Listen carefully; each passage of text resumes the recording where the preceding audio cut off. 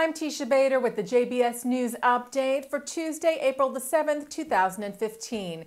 U.S. President Barack Obama responded yesterday to Israeli Prime Minister Benjamin Netanyahu's demand that recognition of Israel should be part of any deal negotiated with Iran. Obama told NPR that tying the two issues together is misguided.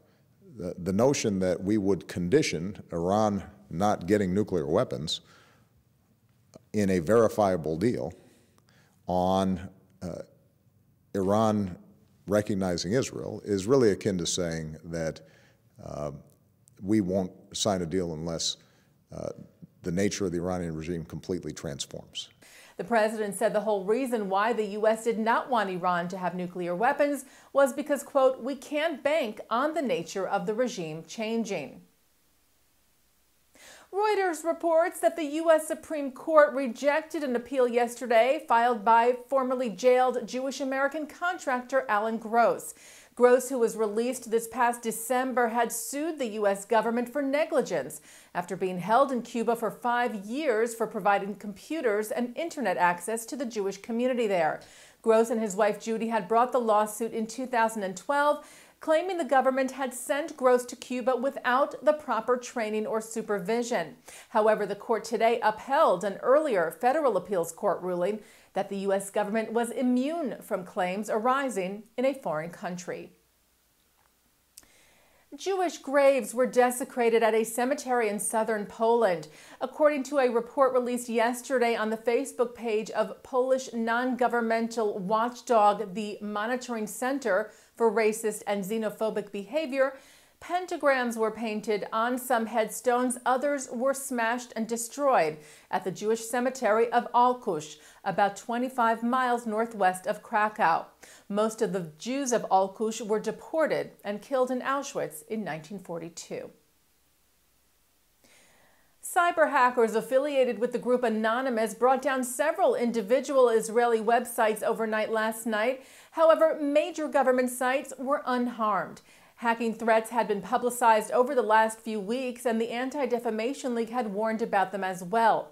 Anonymous had stated that it would target Israeli sites to protest the country's policies towards the Palestinians, and released a video threatening to take down servers, government websites, Israeli military websites, and Israeli institutions, with the threat, "We will erase you from cyberspace in our electronic Holocaust."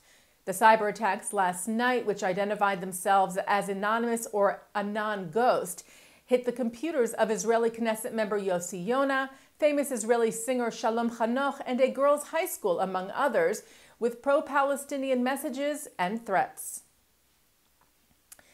The Jewish Community Center of Boulder, Colorado was evacuated yesterday after a threatening letter with an unknown white powder in it was received.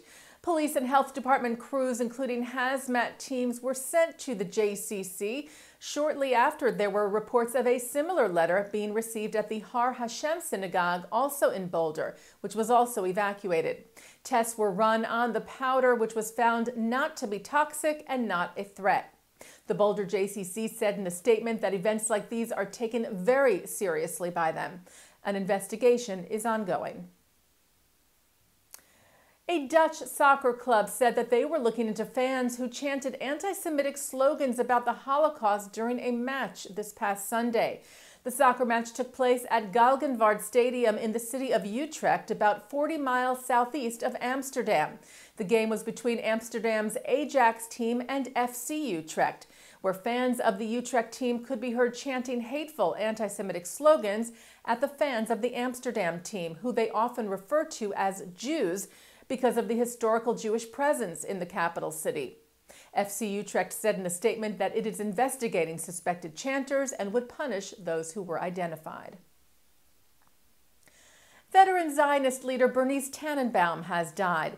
Tannenbaum served as national president of Hadassah, the Women's Zionist Organization of America, from 1976 to 1980 and founded Hadassah International. She also served as chair of the American section of the World Zionist Organization, co-president of the World Confederation of United Zionists, vice president of the United Israel Appeal, and national vice president of Pro-Israel Lobby AIPAC.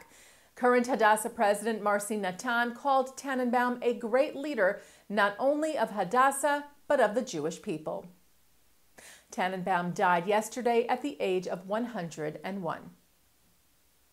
And turning now to our programming for tonight, April the 7th, at 7:40, 3 young Jewish adults who participated in the Masa Israel program talk about their life-altering experiences.